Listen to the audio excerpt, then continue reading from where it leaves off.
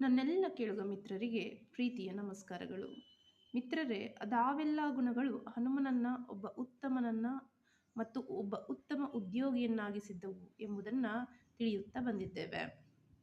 ಆತನ ಈ ಇನ್ನೊಂದು ಗುಣ ಅಂದರೆ ನಂಬಿಕೆ ಶ್ರೀರಾಮನ ಬಗೆಗೆ ಆತನನ್ನು ಇನ್ನೂ ಒಬ್ಬ ಉತ್ತಮ ಉದ್ಯೋಗಿಯನ್ನಾಗಿಸಿತ್ತು.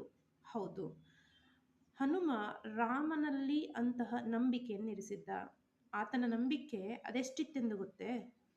ಲಂಕೆಗೆ ಹೋಗಿ ತಾಯಿ ಸೀತೆಯನ್ನ ಭೇಟಿಯಾದ ಹನುಮ ಸೀತಾಮಾತೆಗೆ ಹೇಳಿದ್ದ, ತಾಯಿ, ನೀನು ಯಾವ ಬಗೆಗೂ ಚಿಂತಿಸುವ ಅವಶ್ಯಕತೆ ಇಲ್ಲ. ಶ್ರೀರಾಮಚಂದ್ರ ನಿಮ್ಮನ್ನ ಅತಿ ಬೇಗವಾಗಿ ಬಂದು ಕರೆದುಕೊಂಡು ಹೋಗಲಿದ್ದಾರೆ ಎಂದು ಹೇಳಿದ್ದ. ಅಷ್ಟಿತ್ತು ಆತನ ಬಗೆಗೆ ನಂಬಿಕೆ ಹನುಮನಲ್ಲಿ. ಅಷ್ಟೇ ಅಲ್ಲ, ರಾವಣನಿಗೆ ಅದೇನು ಹೇಳಿದನು ಗೊತ್ತೇ? ರಾವಣನನ್ನ ಭೇಟಿಯಾದ ಹನುಮ ಲಂಕೆಯಲ್ಲಿ ಆತ ಹೇಳಿದ, ರಾವಣ, ನೀನು ಯುದ್ಧದ ವಿಚಾರವನ್ನ ಬಿಟ್ಟು ಬಿಡು. ರಾಮನ ಬಂಟ ಹನುಮ ಹೇಳುತ್ತಿದ್ದೇನೆ. ಆತನ ಶಕ್ತಿ ನನಗೆ ತಿಳಿದಿದೆ, ನಿನಗಲ್ಲ.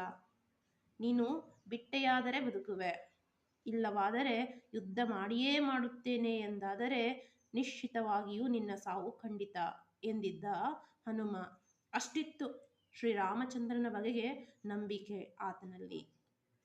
ಹೌದು, ಒಬ್ಬ ಉದ್ಯೋಗಿಗೆ ತನ್ನ ಮಾಲೀಕನ ಬಗೆಗೆ ನಂಬಿಕೆ ಇರಲೇಬೇಕು. ಆ ಮಾಲೀಕನ ವ್ಯವಸ್ಥೆಯ ಬಗೆಗೆ ನಂಬಿಕೆ ಇರಲೇಬೇಕು.